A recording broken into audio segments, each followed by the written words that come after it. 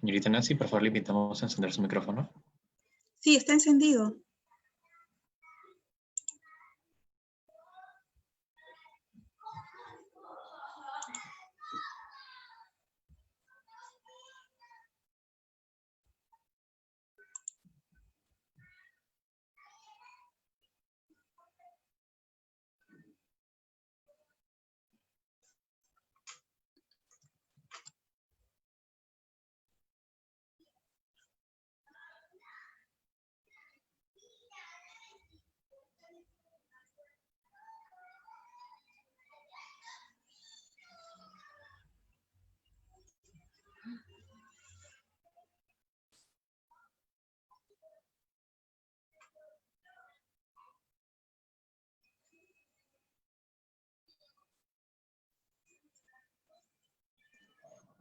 Señorita Nancy, estamos en vivo, podemos comenzar la conferencia.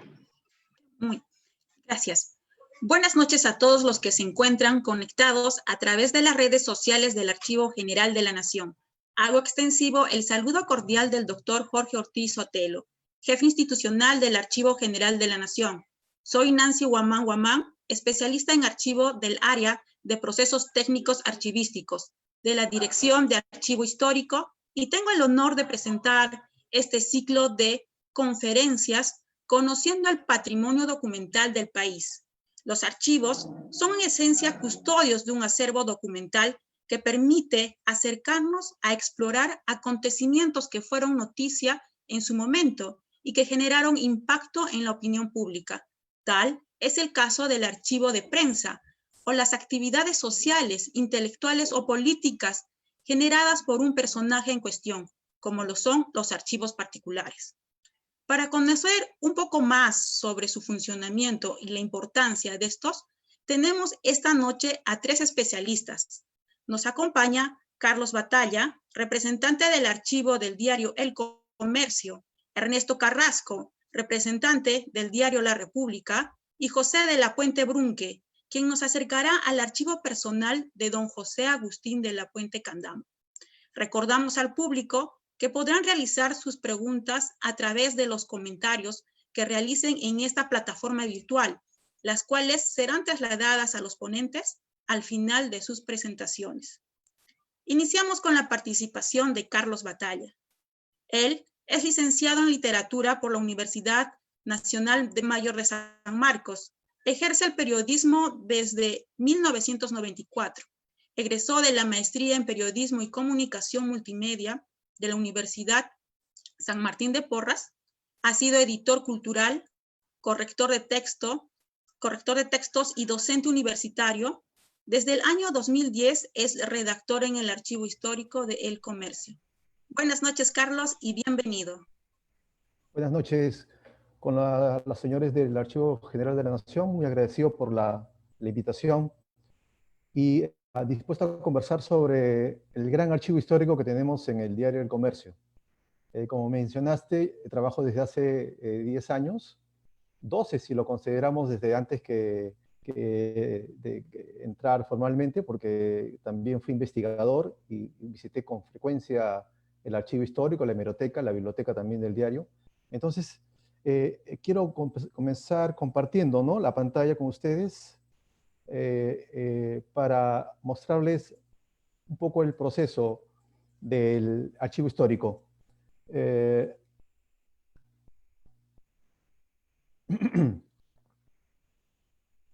Muy bien. El diario El Comercio se fundó 18 años después de la independencia, de la proclamación de la independencia del Perú. Consideran esta cantidad de años, 181 años, como parte de la historia y también como un legado que debemos nosotros mantener y cuidar. En El Comercio, yo siempre he dicho a los editores que la primera sección que se formó en el diario ha sido el archivo. Empezó el 5 de mayo de 1839, al día siguiente de la fundación del diario, guardando esa primera edición que están viendo ustedes en pantalla. El archivo formalmente, técnicamente, se fue formando a partir de cuando se creó un registro técnico para ordenar los recortes periodísticos que estaban acumulándose en las ediciones impresas. Entonces se vio la necesidad de desarrollar sistemáticamente la conservación de este valioso material. En 1950 se puede decir que se formó el archivo fotográfico, cuando se separaron los recortes, el registro periodísticos de las imágenes.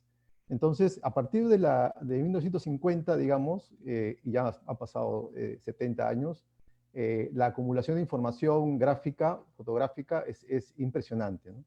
En los años 70 se empezó a microfilmar la edición completa del diario. Por eso en la actualidad tenemos, como ven ustedes en la imagen, rollos que guardan la edición completa del diario desde su fundación.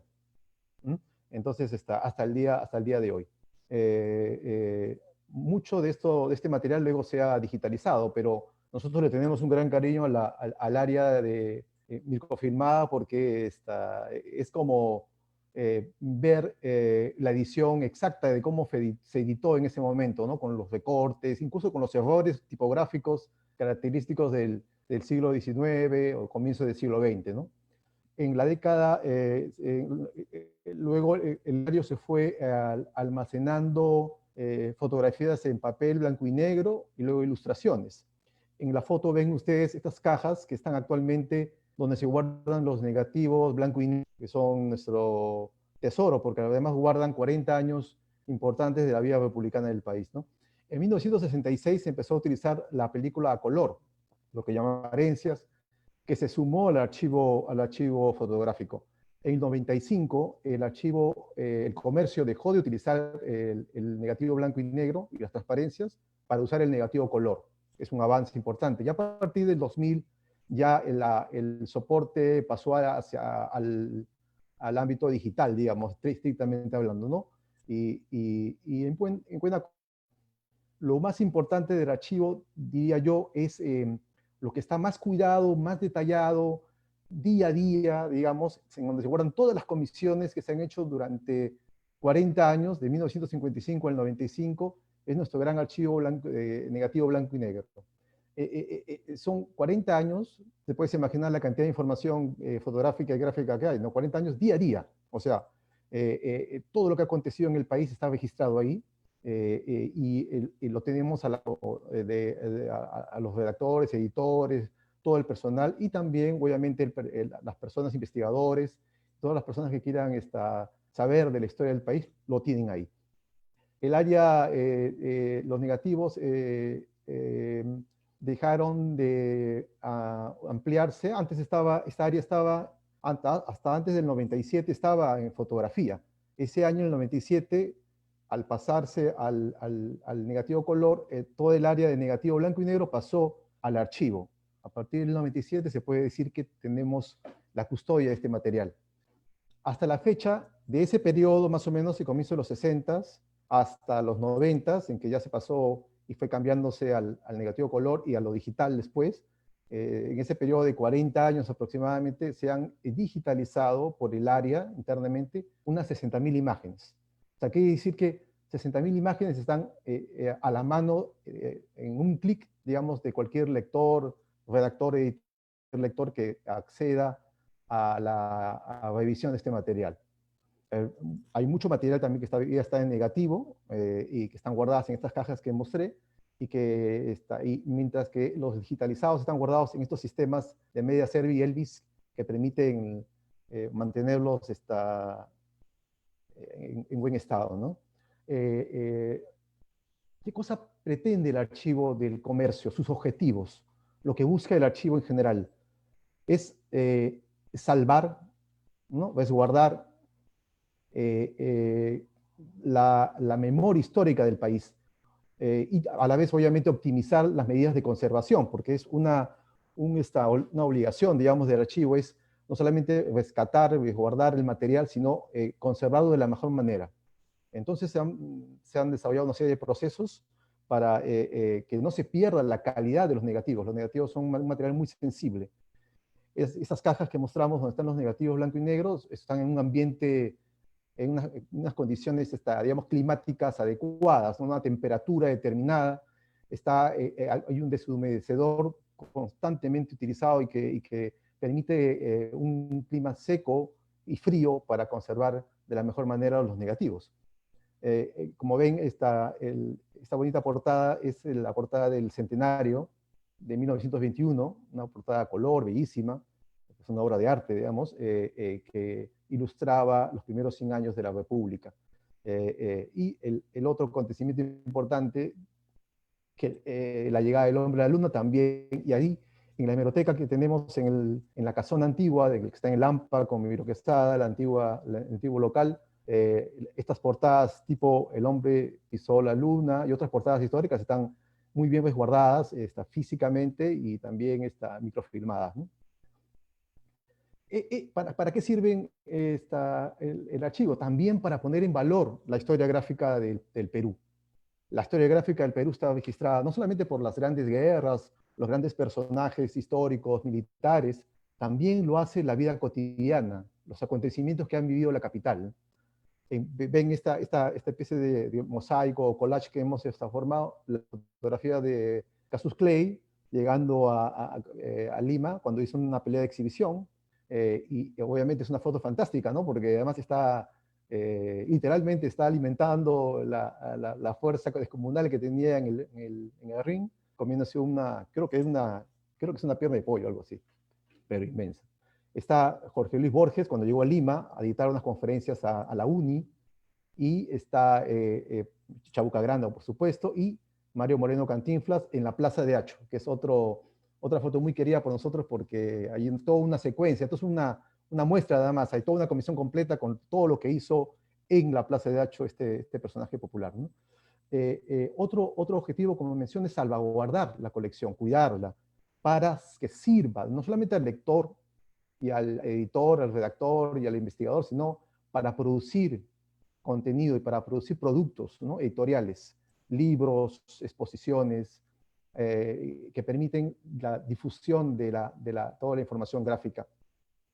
En estas épocas de Internet, de redes sociales, toda esta información es utilizada para ilustrar no solamente las notas que hacemos nosotros mismos en el archivo, sino también para ilustrar informes, crónicas, reportajes que tienen que ver con los acontecimientos del país, ¿no? En las diferentes décadas.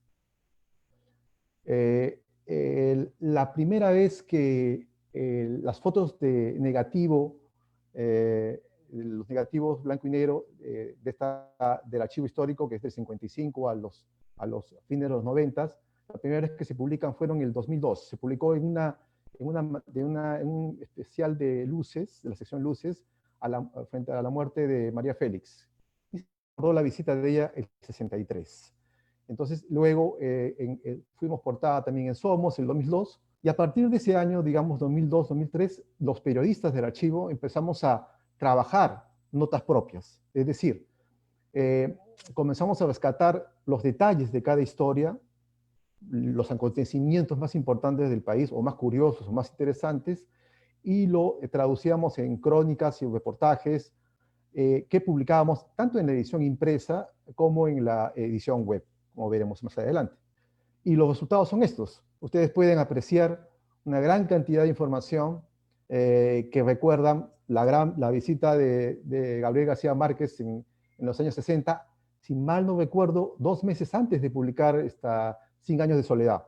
Entonces, esta fue una presentación que estuvo acá en Lima, y si se dan cuenta el detalle, a la altura de los dedos de García Márquez está don Mario Vargas Llosa, muy joven a la vez, obviamente, en esa época en la que eran muy amigos, ¿no? Luego ya hubo una distancia amical entre ellos. La otra portada es el primer censo moderno, que se dio en 1961. Después de muchos años hizo un censo y se consideró el primer censo moderno por la logística y la amplia la cobertura nacional que tuvo, ¿no? El gobierno de Manuel Prado. Y la otra muestra también del trabajo gráfico y cronístico de los periodistas del archivo es la presentación de esta tragedia conocida en 1964 del Estadio Nacional, ¿no? Donde murieron cientos de personas a raíz de un fallo arbitral polémico que generó todo un escándalo y y tenemos las fotos que capta el momento preciso en la tragedia, ¿no? Eso es el periodismo, el periodismo desde archivo. Yo le llamo narrativa de archivo. O sea, la narrativa de archivo es una especialidad que permite justamente contar la historia, no solamente cómo fue, sino cómo lo observaron los protagonistas de ese momento. Entonces es como vivir nuevamente el pasado, pero desde los ojos del presente. Es muy interesante esta definición, ¿no?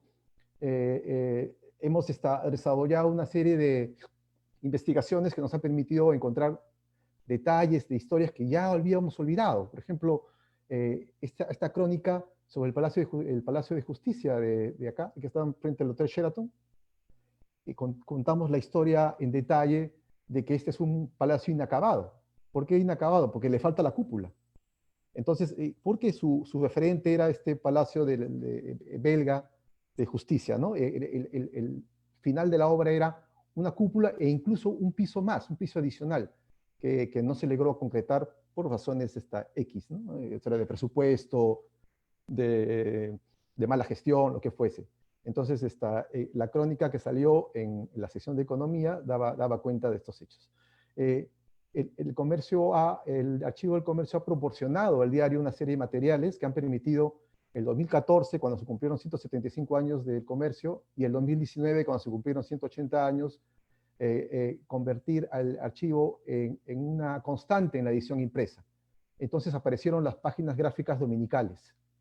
Es que eran libros que tienen que ver con, páginas que tienen que ver con hechos importantes, y que eran desarrolladas minuciosamente, corregidas, y minuciosamente, las fotos minuciosamente editadas también, seleccionando las mejores fotos, seleccionando las más impactantes, y tratando de hacer amena la jornada dominical para nuestros lectores. El comercio pasa luego al lado digital.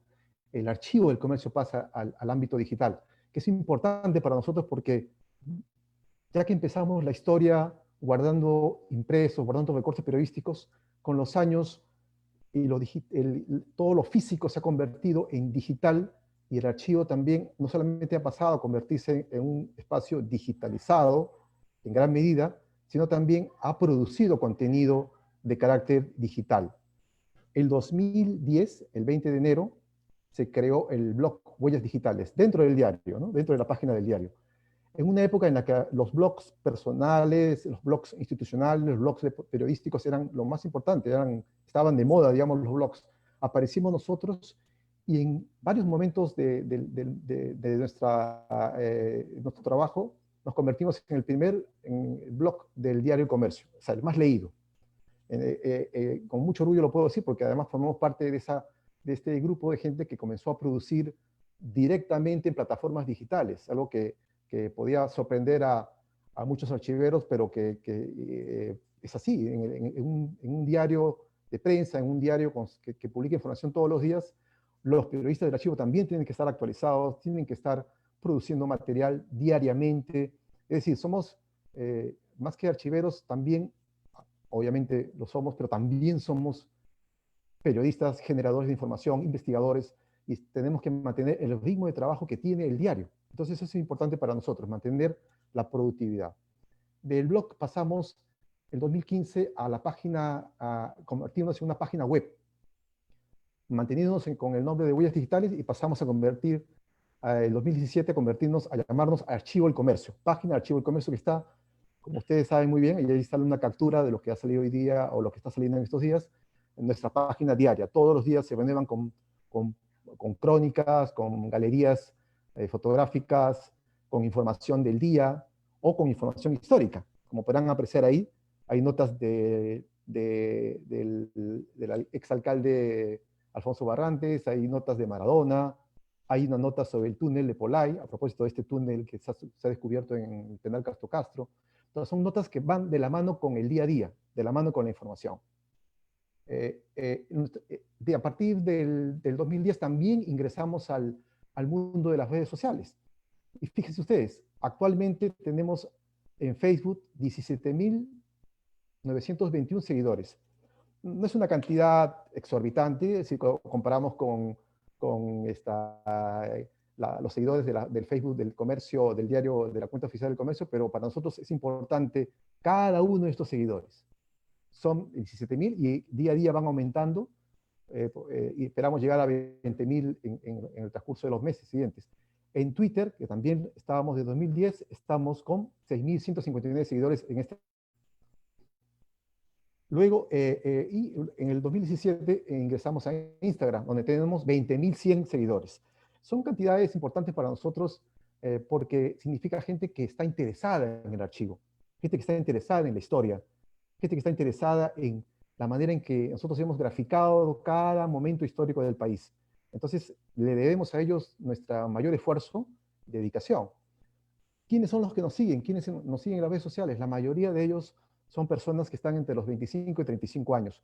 Obviamente, hay también personas de mayor edad, pero el grueso, digamos, son estas personas cuyos padres y abuelos han vivido diferentes momentos de la historia, y seguramente a través de nuestras fotos en Instagram, en Twitter, en Facebook y en nuestra página web nos siguen diariamente, ¿no?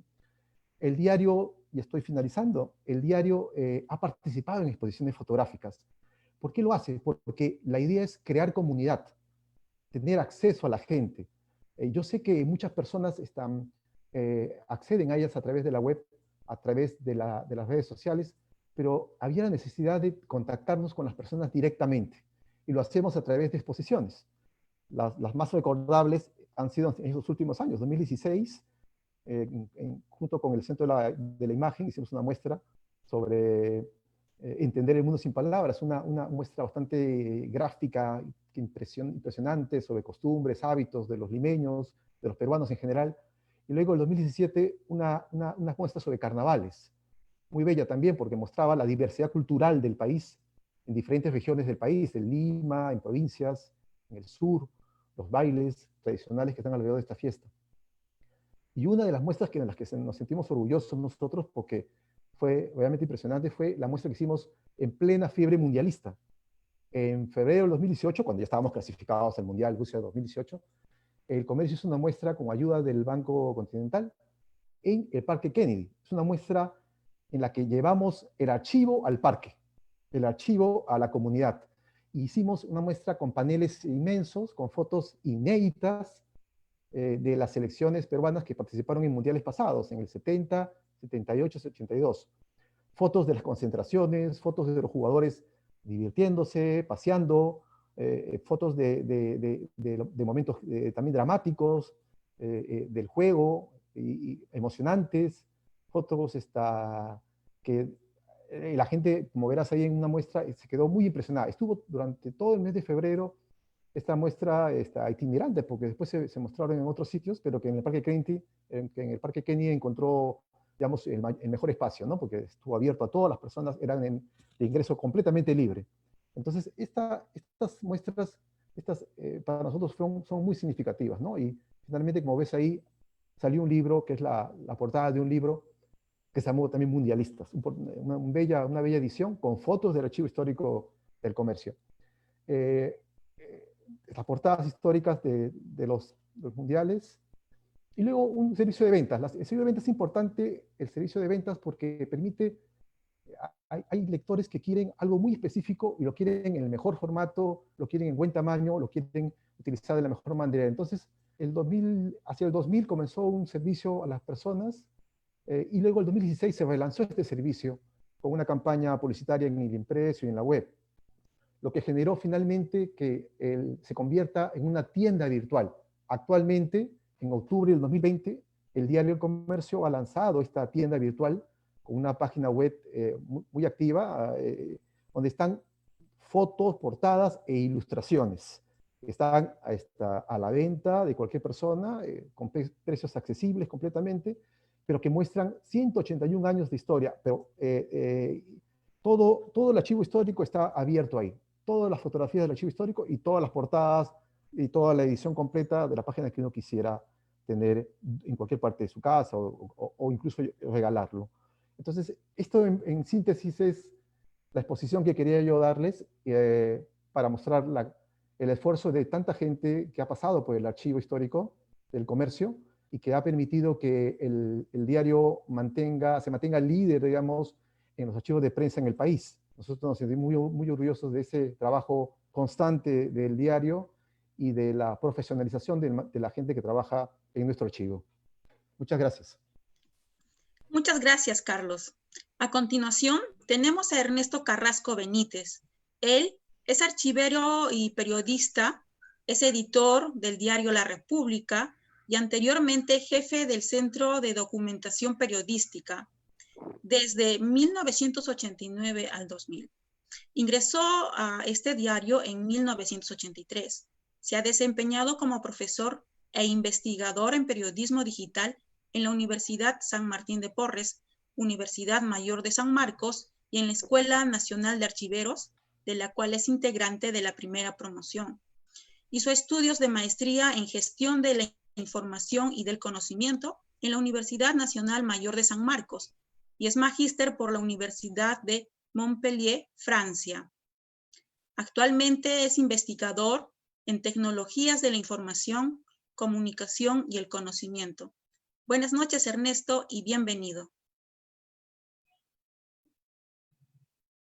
¿Qué tal? Muy buenas noches a todos, las autoridades del Archivo General de la Nación, a los expositores, y agradecerle al Archivo General de la Nación el habernos invitado para mostrar una parte muy importante que son los archivos de prensa y que definitivamente, como acaba de decir Carlos, son un registro para la historia, toda vez que manejan un soporte de una manera profesional como es la fotografía, pero también ella acompañada del texto que significa todo el correlato de una crónica de los tiempos que le toca vivir a cada uno de los medios. Para eso, por favor, la presentación, ¿la podemos poner? Bien, es importante, adelante, es importante recordar, movernos en qué contexto estamos del diario, del grupo La República, ¿no? Nosotros en estos momentos tenemos 3 diarios que son La República, El Libro, El Popular y además, acorde con las tecnologías de la información, nosotros tenemos RTV, que es televisión vía streaming, tal como quizás en estos momentos estamos viendo esta transmisión. Nuestra visión como grupo editorial es obvio tener la mayor influencia y nuestra misión editar publicaciones. De tal modo que no tan solo nosotros producimos estos diarios en los soportes digitales que nosotros ya conocemos, sino también hacia algunos mercados, si se puede decir, nos dirigimos con ciertos contenidos específicos. Adelante, por favor.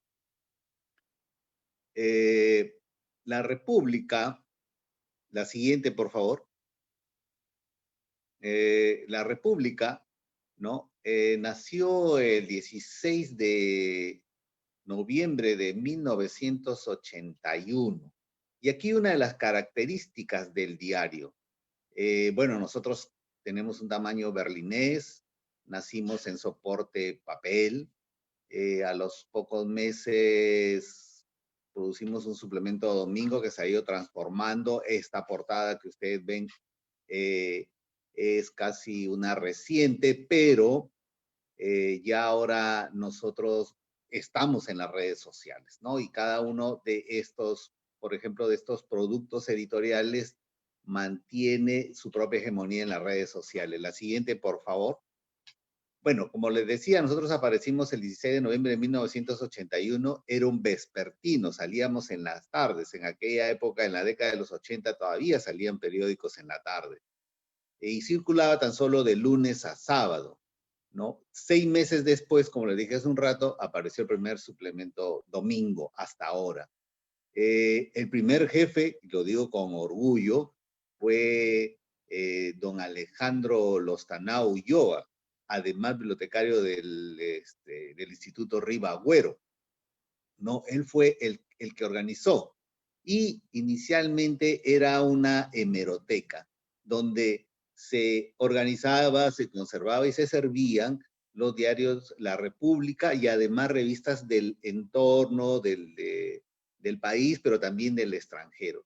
Pero a partir de 1985, ya el acervo fotográfico que era administrado y gestionado por el área de fotografía pasa a mano del centro de documentación, de tal manera que ya lo que era un pequeño repositorio a manera de una hemeroteca y una biblioteca muy pequeña pasa a ser un centro de documentación periodística, y todos el acervo fotográfico, ya sea fotografías, negativos en blanco y negro, color, slide, pasan a ser administrados por el Centro de Documentación Periodística, y también se implementa una colección de recortes periodísticos, que vendría a ser una especie de fichaje cotidiana que se hacía. Había un equipo especializado haciendo eso,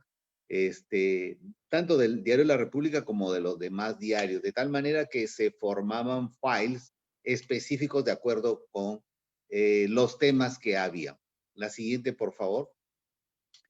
Y luego, a partir de 1989, otra reorganización, y creamos secciones ya a partir de los soportes que había. Se crea la sección fotográfica, como lo dije, con archivos de fotos en papel, blanco y negro, color, negativos, slide, y además contactos. ¿Qué cosas son los contactos? Los contactos vienen a ser una especie de fotografías en blanco y negro, donde se ponían todas las tiras de negativos, ¿no? Y se hacían pequeñas fotos, de tal manera que era una edición gráfica amplia la que se hacía ahí y administraba el Centro de Documentación Periodística. Pero además también se crea la sección hemerográfica, donde están los diarios del grupo editorial y de la competencia.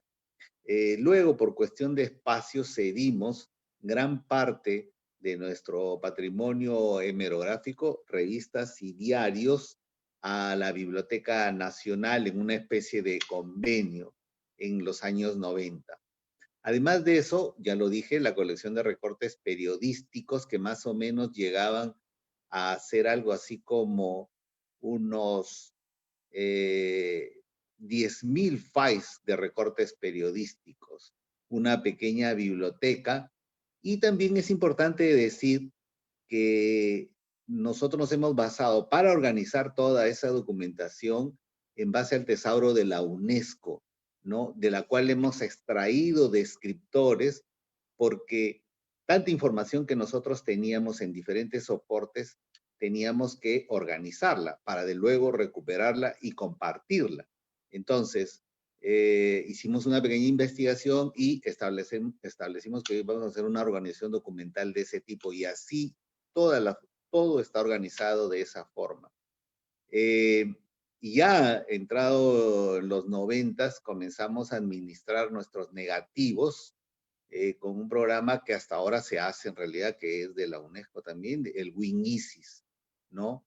Y luego ahora, en línea, manejamos una base de datos fotográfica que se llama SDR. Y muy bien que nos ha servido, y de repente por ahí hay alguna pregunta en ese sentido, porque eso también después va a ser multimedia, en el sentido de que nos permite en línea manejar nuestro material. La siguiente, por favor. La siguiente, bien. Entonces, ahí ustedes pueden apreciar, por ejemplo, el cursograma de lo que vendría a ser nuestra línea de trabajo, ¿no? Porque en realidad, casi un poco coincidiendo con lo que ha dicho Carlos, los archivos, los repositorios, no son tan solo menos conservadores, por lo menos de información o de documentación. Por lo menos en el caso de nosotros, lo que intentamos hacer es participar en todo el evento de la producción, sobre todo de las fotografías. Constantemente se está coordinando y se participa, bueno, hasta cuando yo era jefe del Centro de Documentación, de los comités periodísticos, de tal manera que el área periodística está al tanto de todo lo que se hace ahí y se participa desde el momento que se establece una comisión, de tal manera que en algún momento también el Centro de Documentación propone temas, como que de aquí se los voy a demostrar, y en algunas investigaciones de corte periodístico. Y, por ejemplo, en este cursograma que ustedes están viendo ahí, que hay 4 instancias, que es el jefe de información, el jefe de fotografía, el reportero gráfico y el CENDOCPE, que es el centro de documentación, se hace exclusivamente porque nosotros decimos que desde el primer momento que se está produciendo una fotografía, tiene que venir con su información. Y al respecto, por ejemplo, me permito de aconsejar siempre a los reporteros gráficos, si hay alguien por ahí, que es muy importante, ¿no? Estar identificando siempre los momentos, los hechos, los personajes, porque eso más adelante no tan solo es una cuestión de la imagen, sino también de lo que se le llama, si queremos verlo en el campo digital, la metadata, porque sin metadata ese registro fotográfico no serviría, sería una imagen más. La siguiente, por favor. Bueno, nosotros trabajamos de manera descentralizada. Si bien es cierto, la República nació el 16 de noviembre de 1981 aquí en Lima y se distribuía a nivel nacional y todos los registros se hacían aquí también a nivel nacional. Nosotros tuvimos una participación a propósito de registros fotográficos en la muestra Chuyanapac. Nosotros tenemos sedes editoriales en Chiclayo, en Arequipa y en Iquitos. Y con ellos también coordinamos todo lo que es las políticas de producción, conservación y gestión de documental. Y regreso a lo que le dije de Yuyanapac, nosotros tuvimos mucha participación y ha constituido en un momento dado un gran aporte que hizo el Centro de Documentación Periodística trabajando en esos hechos que definitivamente dicha muestra es histórica y ha quedado como parte de, y evidencia, porque esa es una fotografía, evidencia de todo lo que pasó en nuestro país durante cerca de 20 años. Bien, a continuación les voy a mostrar, ¿no? En un contexto ya sumamente periodístico, lo que hemos hecho en una apretada síntesis y muy rápida de lo que nosotros hemos hecho durante casi 40 años. Bien, adelante, por favor. La siguiente. Ya. Bien, ese es nuestro primer ejemplar. Parece que el país nunca ha cambiado, ¿verdad? Y es la misma portada, los mismos acontecimientos. Ese fue nuestro primer ejemplar vespertino, salió en la tarde. Los periodistas entraron muy temprano a trabajar ese día y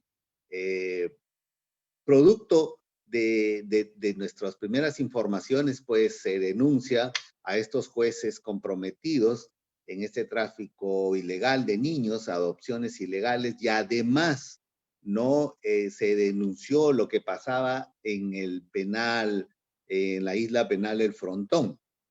Bien, a la siguiente, por favor. Ahora sí lo vamos a hacer un poco más rápido. ¿No? Eso fue la seguida del caso, identificamos a muchas personas ahí, podrán comprender ustedes, miren la importancia del texto y la fotografía, ¿no? La crónica que va acompañando ahí, todo eso ahora constituye parte del acervo documental que maneja el diario. La siguiente, por favor. Bueno, el caso lo hicimos, fue un largo fue de bastante y largo aliento y obviamente le costó un juicio al director, pero que afortunadamente salió bien librado. La siguiente, por favor. La siguiente.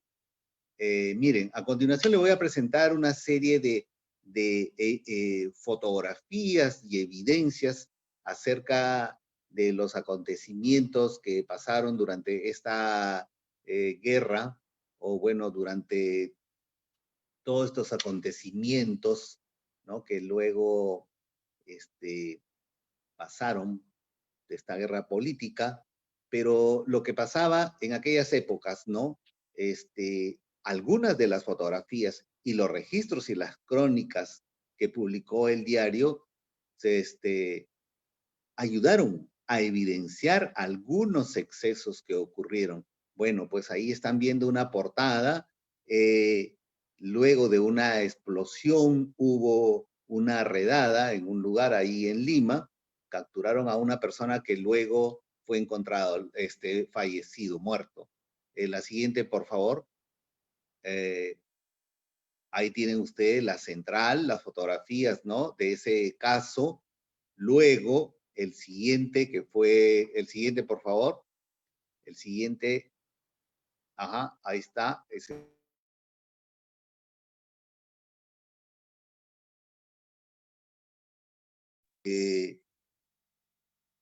Izquierda, lo que sucedió, esa detención en el caso Honda, ¿no? O Ñuflo, no recuerdo bien, ayudó incluso a identificar en aquella época al miembro de la Policía de Investigaciones, que había hecho algunos excesos. La siguiente, por favor.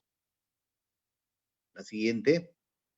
Bien, bueno, esa es una evidencia gráfica de lo que fue nuestra portada cuando el autogolpe de Estado, ¿no? En abril del 92 por Alberto Fujimori. Ustedes ven ahí con algunos lugares en blanco de nuestra portada, porque los militares que entraron al diario obviamente querían que salieran otras cosas y el director, el editor de turno se rehusaron a hacerlo, con lo que quedó evidenciado que había ciertas mutilaciones a lo que nosotros queríamos decir.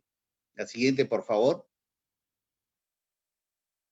Bien, ahí están los registros gráficos, los hechos, ¿no? Así salió nuestro diario y todo lo que los soldados ocupando parte de las instalaciones de nuestro diario.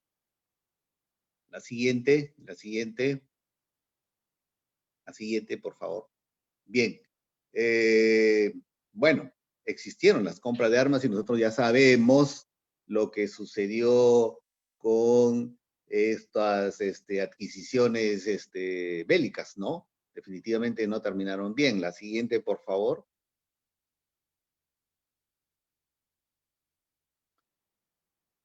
Bien, a continuación una serie de portadas en las que intervino nuestra unidad de investigación y mediante la cual se evidenció todos los estropicios que habían ocurrido durante el gobierno de Alberto Fujimori. La siguiente. La siguiente. Bien, ese es un trabajo que hizo nuestro periodista de investigación, Edmundo Cruz. Edmundo llegó a contactarse en Paraguay y logró acceder a los contenidos, a los registros documentales que habían quedado de las dictaduras sudamericanas en Paraguay. Y logró, la siguiente, por favor, ¿no? Y eso lo tenemos en nuestros archivos. La siguiente, sí, gracias.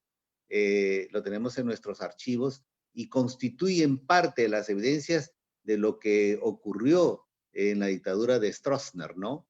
Bien. Luego seguimos, ustedes conocen de los resultados del diario La República, de sus investigaciones, y también la siguiente, por favor. Esto fue también otro registro fotográfico. Ven ustedes ahí el momento en el que ¿no? un general estaba haciendo mal uso de los fondos públicos y Edmundo Cruz accedió a estas evidencias, estas fotografías, obviamente, estos registros, las crónicas, repito, están en el archivo del diario Debidamente Organizadas. Se siguió el caso. La siguiente, por favor. La siguiente, sí, bien. Entonces, estas son las portadas que se publicaron ahí. Bien, luego viene lo de la marcha de las 4 suyos. Adelante, por favor. La siguiente, ahí, bien. Bien, esto fue ya en los años, cerca de los años 2000, ¿no? Cuando ocurrió la marcha de los 4 suyos, también con Edmundo Cruz, y ahí esos son ya un trabajo donde intervino el archivo. Hicimos un trabajo no solamente de apoyo documental, sino de identificación, porque tuvimos que ayudar el personal de archivo, quien les habla, a tratar de organizar la documentación de tal manera que todas las fotografías que se fueron acumulando, los registros fotográficos que se fueron acumulando, sirvieron luego, la siguiente por favor, como lo ven ahí, para determinar que sí hubo infiltración, ¿no? Ustedes pueden ver en la portada de la izquierda, ¿no? Todas las fotografías que habían tomado nuestros reporteros gráficos para visualizar, ¿no? Eso fue un gran trabajo de campo que se hizo con un equipo ad hoc. Bien, la siguiente, por favor. La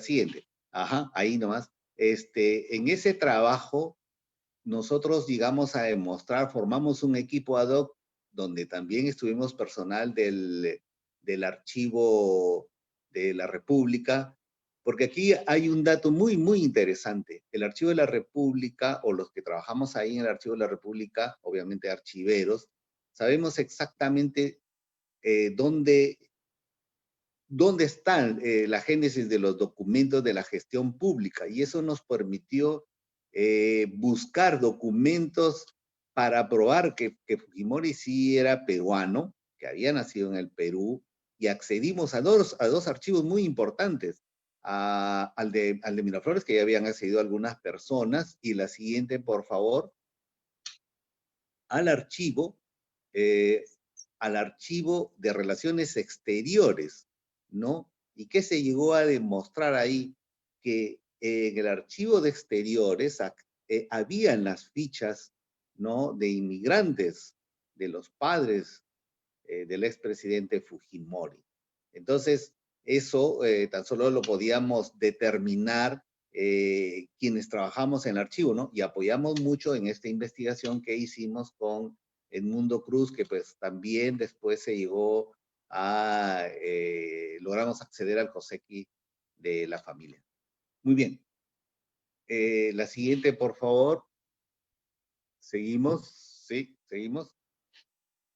Muy bien, bueno, esas ya son portadas últimas.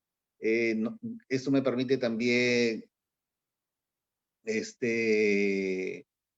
manifestarles que nosotros no tan solo conservamos fotografías digitales, porque inicialmente venían en otro soporte del exterior. Por ejemplo, ahí ustedes están viendo al Papa, y nosotros también accedemos a los derechos de archivos de prensa, con los cuales tenemos un servicio, ¿no? Y conservamos, de tal manera que podemos responder rápidamente ante cualquier publicación que se lo requiera. Por ejemplo, lo hicimos cuando falleció Fidel Castro. Ahora nos estamos preparando para las publicaciones que ya vienen a fin de año y hay que hacer un recuento. E inmediatamente ahí el archivo entra con propuestas, ¿no? Bien, la siguiente, por favor. Muy bien.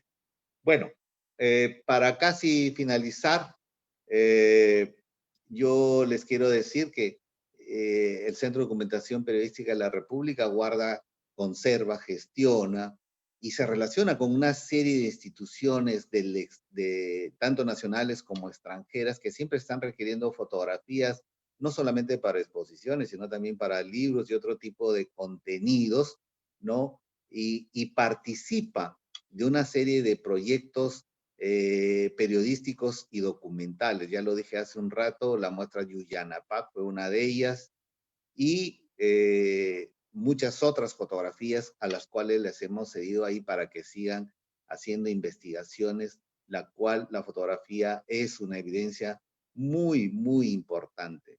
La siguiente, por favor. Bien.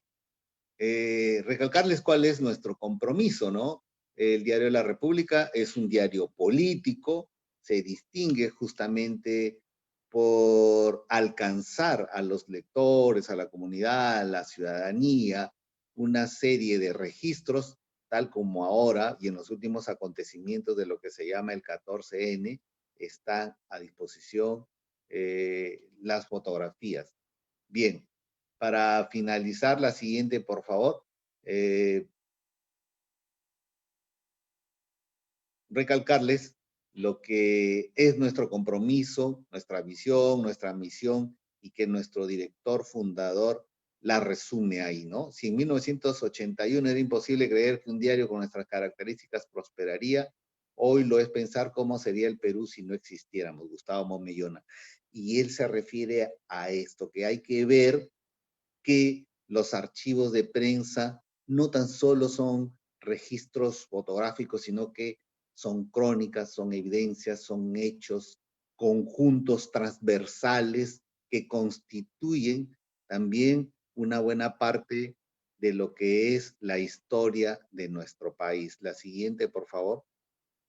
Esta es una frase que hace poco, haciendo una investigación, encontré y que para mí resume todo lo que es la fotografía. La fotografía es memoria y por eso hay que conservarla. Y yo creo que ahí me permito aconsejar desde este modesto púlpito, si se quiere así, ¿no? Llamar la atención, no solamente de las autoridades pertinentes, sino a propósito de lo que producto de la pandemia se ha estado diciendo: sin ciencia no hay futuro, sin memoria no hay presente, ni pasado, ni futuro, ¿no? Nosotros debemos propender a conservar, ¿no? Y a gestionar del mejor modo. Y aquí no hay si son archivos de prensa privados o públicos. El registro es uno solo. Y con ello me permito aconsejar que todos debemos propender a conservar esa tan importante memoria. Muchas gracias por su atención. Muchas gracias, Ernesto. Como tercer especialista tenemos a José de la Puente Brunque. Él es doctor en Historia por la Universidad de Sevilla y bachiller en Derecho por la Pontificia Universidad Católica del Perú. Es profesor principal de esta universidad, director del Instituto Ribagüero y decano elegido de la Facultad de Letras y Ciencias Humanas de esta misma universidad para el trienio 2017-2020. Ha sido director de la Revista Histórica y es miembro del Consejo Asesor de Revista de Indias. En el año 2011 fue elegido miembro de número de la Academia Nacional de la Historia, de la cual es hoy vicepresidente. Pertenece también a la Academia Peruana de Historia Eclesiástica, la Sociedad Peruana de Historia, la Sociedad Bolivariana del Perú y el Instituto Internacional de Historia del Derecho Indiano, cuya junta directiva integra como vicepresidente. Sus investigaciones están referidas a la historia social y política del Perú virreinal y a la historia del derecho indiano. Es autor, entre otros libros, de Encomienda y Encomenderos en el Perú, Sevilla, 1992, coautor de Historia Común de Iberoamérica, Madrid, 2000, y editor junto a su padre, José Agustín de la Puente Candamo, de El Perú desde la intimidad, epistolario de Manuel Candamo, 1873-1904, en Lima, 2008. Ha sido investigador afiliado al David Rockefeller Center for Latin America Studies de la Universidad de Harvard y miembro de John Center Brown Library, Universidad del Brown. Buenas noches, José. Muy buenas noches, Nancy. Buenas noches, Carlos, Ernesto, estimadas y estimados amigos. Muchas gracias por la invitación a participar en este evento en el que, de acuerdo con lo que me solicitaron, voy a hacer una breve presentación de el archivo personal, familiar de mi padre, José Agustín de la Puente Candamo, y quería comenzar en realidad enlazando con las últimas palabras de Ernesto, cuando dijo y habló de la importancia y la conservación de la memoria, ¿no? Y cómo es muy importante conservar la memoria, y ese yo creo que es el gran mérito que ha tenido mi padre, que es una figura sin la cual pues no se habría conservado ese patrimonio documental, digamos, de sus antepasados, que él realmente cuidó, organizó, y enriqueció con su propio archivo personal. Él repetía muchas veces una frase, nosotros nos reíamos cuando eventualmente hablábamos de romper papeles, los papeles se rompen solos, nunca rompía nada, todo lo guardaba, ¿no? Y eso realmente es muy interesante porque tenemos pues la posibilidad de encontrar la historia y la vida cotidiana de nuestra familia y de nuestros antepasados pues de manera bastante detallada. Si me permite, Nancy, voy a compartir pantalla para presentar un pequeño PPT. Voy a ponerlo en... Ahí está. Bueno, esa es la foto de mi padre, fallecido en febrero de este año, ¿no? Nació en 1922, murió en 2020. Él fue un importante historiador, sobre todo especializado en el estudio de temas de la independencia, pero sobre todo un gran amante del Perú, y un gran amante de la conservación del patrimonio peruano, del patrimonio monumental, del patrimonio documental, y un devoto de la historia del Perú, ¿no? Pero sobre todo, diría yo, no solo un estudioso, sino un amante del Perú. Y ese amor por el Perú yo creo que lo llevó precisamente a tener ese cuidado por la conservación del patrimonio. Justamente quería empezar mi intervención con dos breves citas suyas.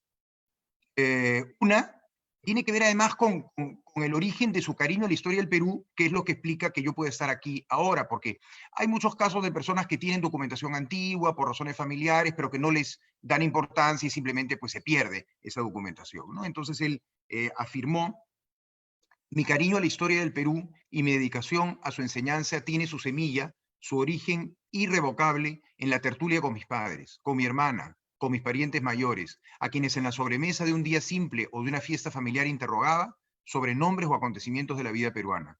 Pienso que en la sobremesa familiar, que hay que defender de las prisas de la sociedad actual, es donde el hombre puede descubrir, bien sea en un ambiente rudimentario o en un medio oculto, ese nexo de pertenencia, nexo que es intelectual y afectivo, ¿no? Su pasión por el Perú nació en la tertulia familiar. Su abuela, por ejemplo, había nacido en 1850. Él la trató, la conoció, y eso siempre le fascinó, ¿no? Él siempre decía, me fascinaba saber que mi abuela había nacido el año que murió José de San Martín, ¿no? Entonces, como él mismo se conectaba con la historia. Y una segunda cita, ya sobre su vocación específica a la historia. En mi caso personal recuerdo la emoción que me embargó cuando mi padre me mostró la historia del Perú independiente de Mariano Felipe Pasoldán, de 1868, o los primeros volúmenes del Diccionario Histórico Biográfico del Perú, de Manuel de Mendiburu, de la década de 1870. Esos libros, que fueron de mi abuelo, José Agustín de la Puente Cortés, estudioso de nuestra historia, y que mi padre conservó, fueron de alguna manera la presencia bibliográfica del Perú en la vida íntima de un muchacho que aún estaba en el colegio.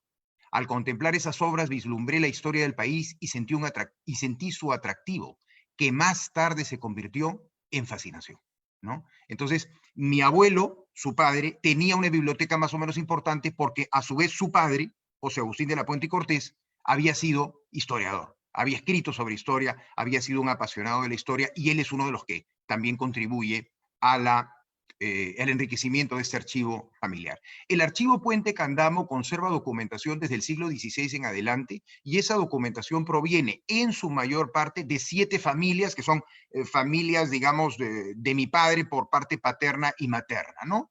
En orden de importancia documental, serían por el lado paterno las familias de La Puente, Querejazu, Cortés, Olabegoya e Iriarte. Y por el lado materno, Candamo y Álvarez Calderón, ¿no? Mi padre hizo la primera organización propiamente del archivo, y lo más importante es que mi padre siempre sintió la obligación de dar a conocer el archivo, de trabajar la documentación y de publicar la documentación, cosa que yo tuve el privilegio de hacer con él, de colaborar con él en ello, como lo diré más adelante, ¿no? Aquí tenemos un ejemplo este es un documento de del Fondo de la Familia Olabegoya. Este es un pasaporte que el gobierno de Salta le proporciona a un salteño, Demetrio Olabegoya, para pasar al Perú, a la provincia de Junín, el año 1828. Demetrio Olabegoya es digamos, el fundador de la familia Olabegoya en el Perú, una familia muy importante en los siglos XIX y XX, y que sobre todo tuvo negocios y tuvo su principal asentamiento en el Valle del Mantaro, ¿no? Entonces, este es un documento de ese fondo, ¿no? El pasaporte que el gobierno de Salta, acuérdense que la Argentina no existe como tal, sino a partir de la década de 1850. Eran las Provincias Unidas del Río de la Plata, ¿no? Una de ellas era Salta. Y el gobierno de Salta le da este pasaporte a Demetrio Rivadavia. Como ustedes saben, Salta formaba parte, pues, del sur andino y forma parte también del Virreinato del Perú antiguamente, ¿no? El archivo Puente Candamo no se entiende sin la hacienda Orbea.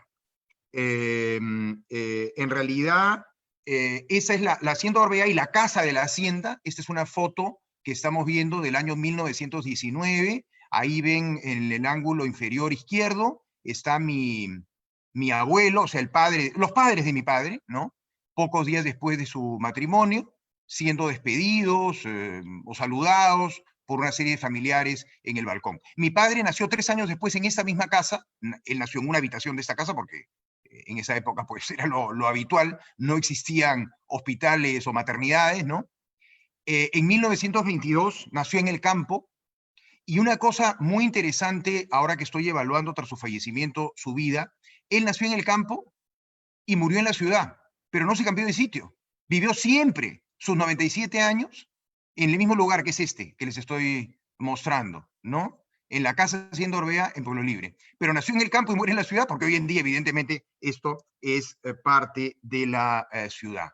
El vivir en una casa del siglo XVIII, el escuchar a unos padres, a una abuela, a unos familiares hablar de las tradiciones del Perú, de la historia del Perú, definitivamente, digamos, ayudó, fomentó su vocación por la historia y su vocación por la defensa del patrimonio. Es una verdadera pena que de las decenas de casas hacienda que mi padre conoció en su infancia y en su adolescencia, montando a caballo por el Valle de Lima, solamente quede esta en pie y solamente quede esta como vivienda de una vivienda particular, digamos, de una familia, ¿no? Existe alguna otra edificación, como la Casa Moreira, pero hoy es un restaurante, está bastante, digamos, reducida en cuanto a tamaño, etcétera. Y esta devoción por el patrimonio y por la tradición familiar, yo creo que es algo que influyó mucho en la vocación por la historia de mi padre, y es algo que mi padre heredó de sus padres y que nos ha inoculado a sus hijos, ¿no? Nosotros hemos heredado esta devoción por la historia y por la tradición familiar y por la conservación del patrimonio, ¿no? Y el archivo familiar está, evidentemente, pues en la casa Hacienda Orbea también, ¿no? El archivo por el lado Puente, que es el archivo de la propiedad de Orbea, es muy rico, ¿no? La documentación relativa a la Hacienda Orbea, por ejemplo, es muy importante para conocer la historia del distrito de Magdalena del Mar, porque el distrito de Magdalena del Mar se hizo sobre tierras de Orbea, ¿no? Entonces tenemos toda la documentación sobre el distrito de Magdalena del Mar.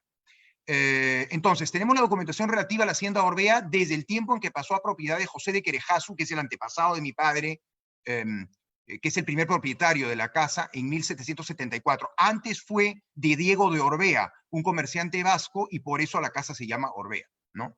Entre los propietarios siguientes estuvo Micaela de la Puente Querejasu, condesa de San Isidro, que curiosamente fue propietaria, ella de Orbea, y su marido, el conde de San Isidro, de la casa Hacienda San Isidro. En esa época, en el tiempo de la independencia, ambas casas eran de los mismos propietarios, ¿no?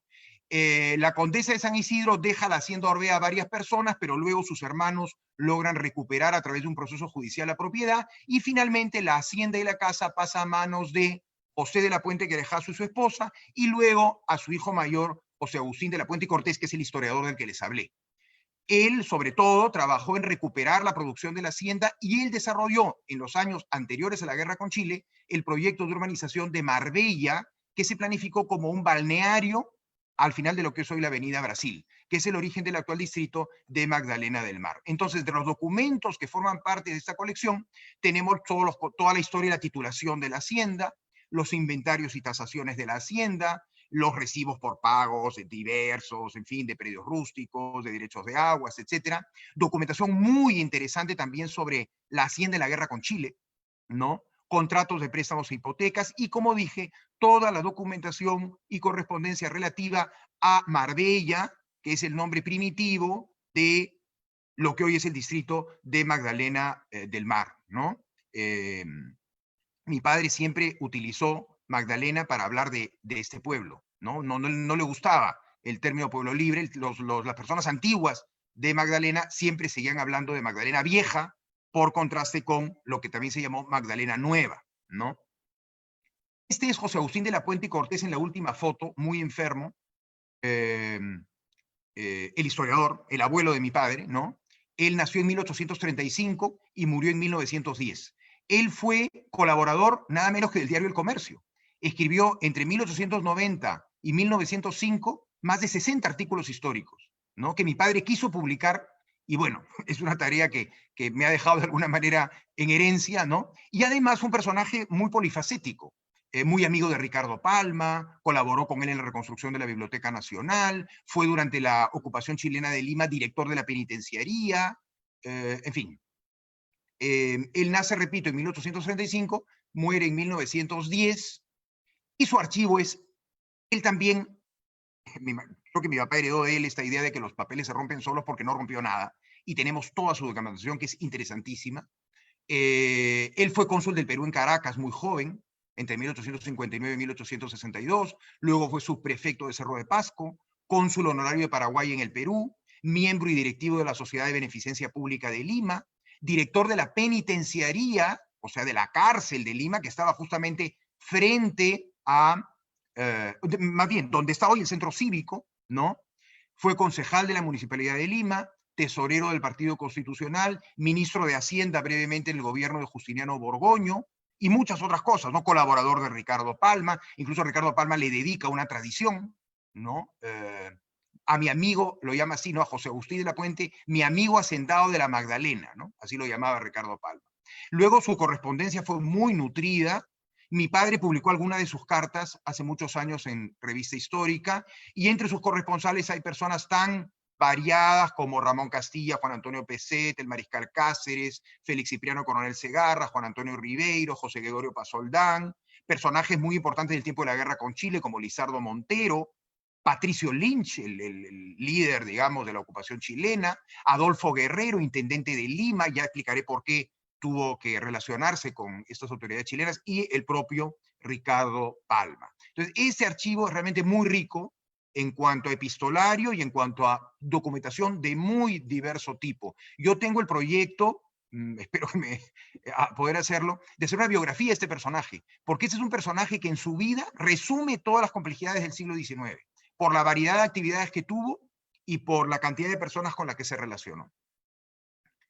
Acá tenemos dos documentos interesantísimos. El de la izquierda es una esquela, fíjense qué fuerte, ¿no? Jefatura Política de Lima, República de Chile. O sea, Lima durante la ocupación. Adolfo Guerrero, que era el intendente, el jefe político de Lima, le escribe a José Agustín de la Puente y Cortés y le dice, por favor, le ruego, sirva a pasar por mi oficina, etc.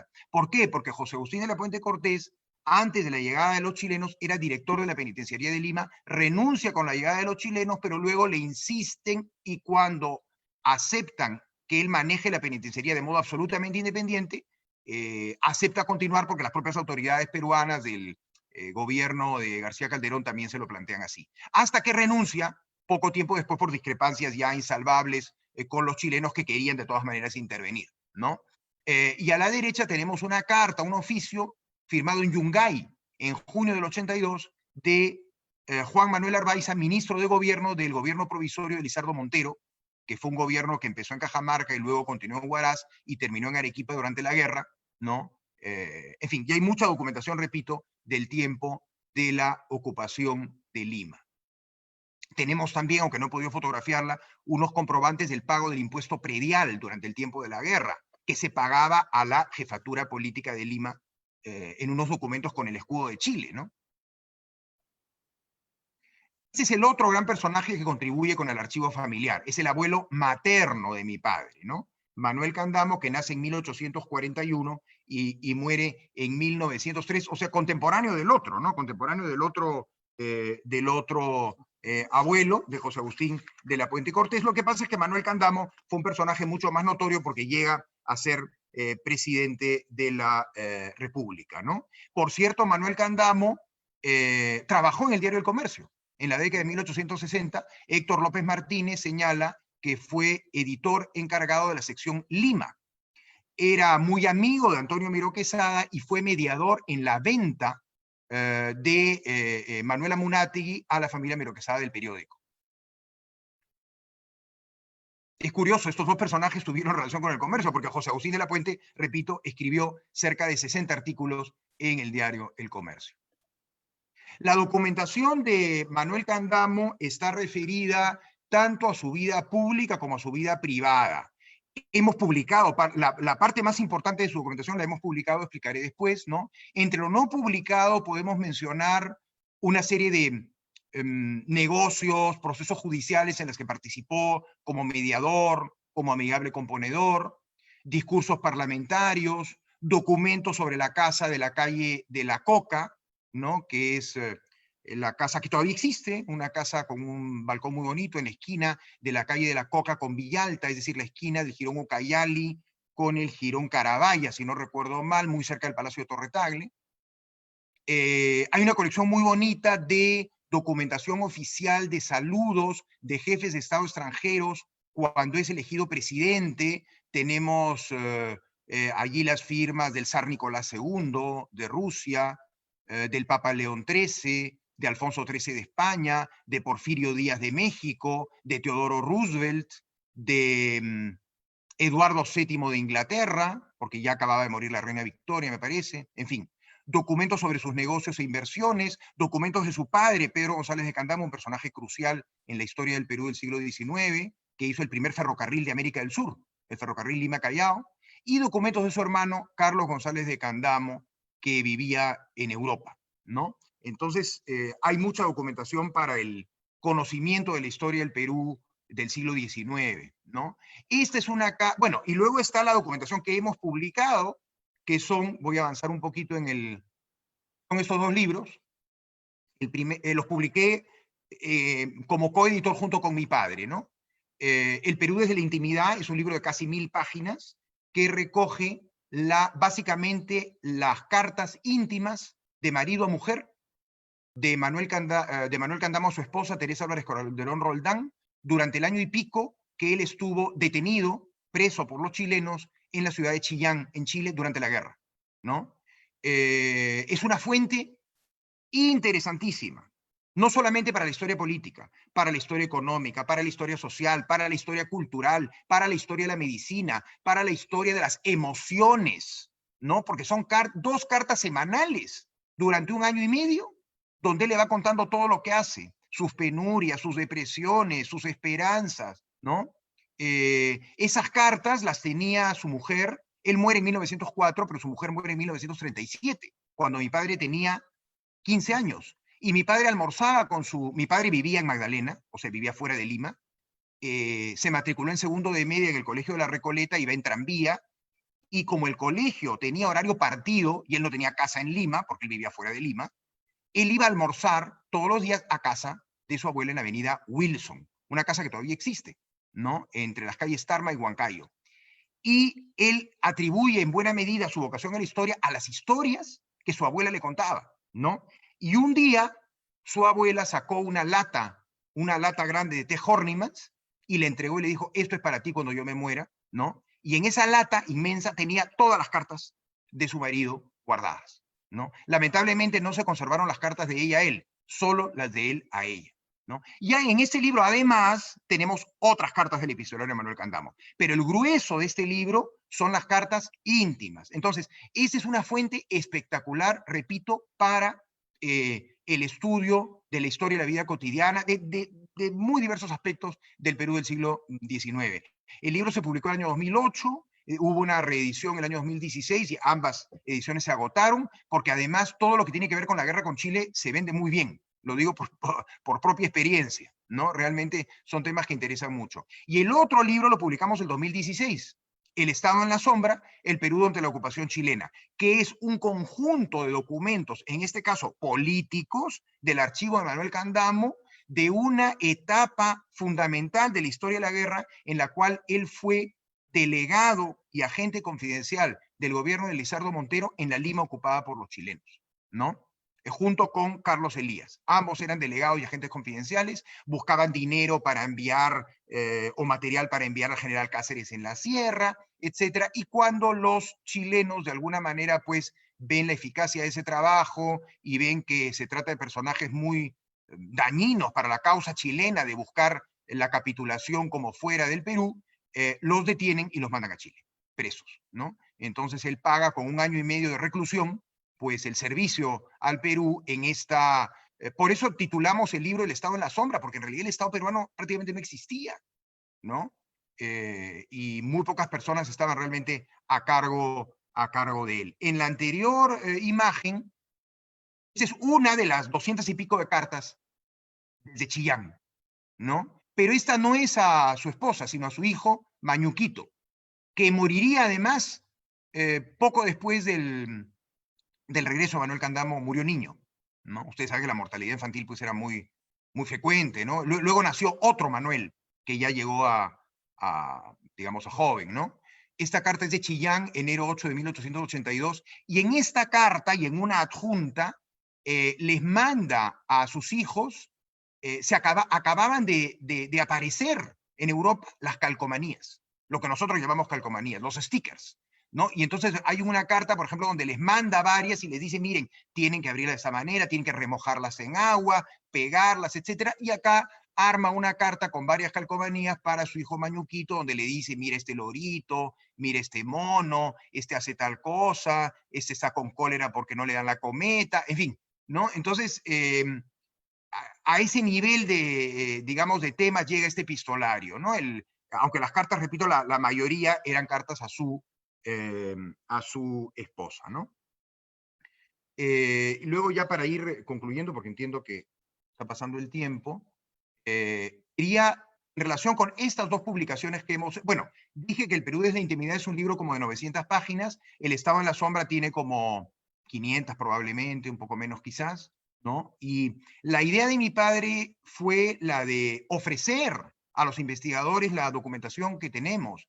Y lo más interesante es que, dando un gran ejemplo de rigor histórico, mi padre no tuvo ningún inconveniente en publicar todas las cartas de su abuelo, porque hay varias cartas de su abuelo donde dice cosas no muy santas, donde dice cosas que pueden incomodar a la familia, pero nunca lo dudó, porque siendo él el propietario de estas cartas, pudo perfectamente guardar en un cajón con llave las cartas incómodas y publicar solamente las que les convenía. A mí me dio un ejemplo de rigor académico, ¿no?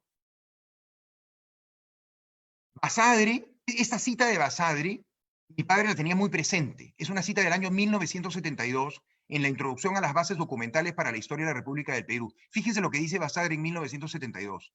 En cuanto a la edición sistemática de documentos del tiempo de la guerra con Chile, nada se ha hecho.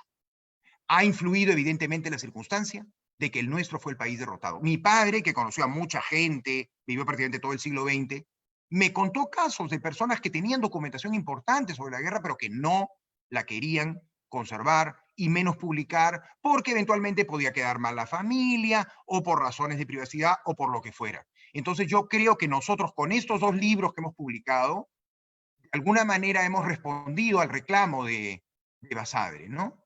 O sea, ahora yo creo que esta documentación es importante. Y hay otra cita, en este caso de mi padre, en el estudio preliminar del epistolario del Perú desde la Intimidad, donde dice, siempre he pensado que un archivo familiar, y más cuando registra documentos que pertenecieron a un político, en el caso de Candamo, merece ser publicado.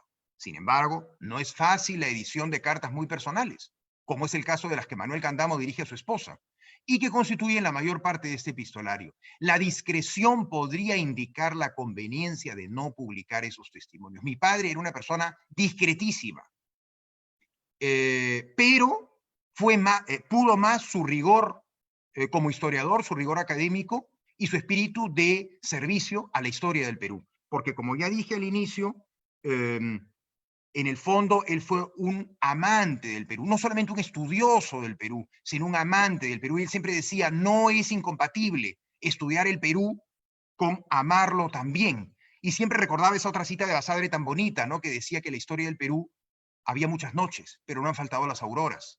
Y esa otra cita de Basadre en El azar en la historia y sus límites, donde dice que hay que luchar contra las personas que solamente echan lodo a la historia del Perú, porque en la historia del Perú ha habido también gente buena, ha habido también gente que ha trabajado de buena fe, ha habido gente que se ha perjudicado por el Perú, ¿no? Como el caso de Manuel Candamo, que se perjudicó económicamente, familiarmente, etcétera, por defender al Perú durante la guerra. Claro, la mayoría de la élite dirigente peruana no tuvo esa actitud, pero no se puede, pues, generalizar, ¿no? Entonces, mi padre combinó muy bien ese rigor académico con el afán de servir al Perú publicando estos documentos y, digamos, para entender mejor el pasado peruano, ¿no? Y por eso, ya para terminar, quiero que esta pequeña presentación sea también un homenaje a la memoria de mi padre. Muchas gracias, Nancy. Muchas gracias, José. Bueno, ahora pasamos a... Así me escuchan, ¿no? Ahora pasamos a los agradecimientos. Nos están enviando los saludos desde Costa Rica, Archivo Regional de Lambayeque, saludos de San Juan, Argentina, y desde Puno nos dicen, bueno, dice aquí, ¿no? Agradeciendo la importancia de lo que ha compartido la última exposición, interesantísima, y el gran aporte de fuentes documentales para la historia de la guerra con Chile. Un comentario, ¿verdad? Bueno, a ver si me avisan si tenemos preguntas.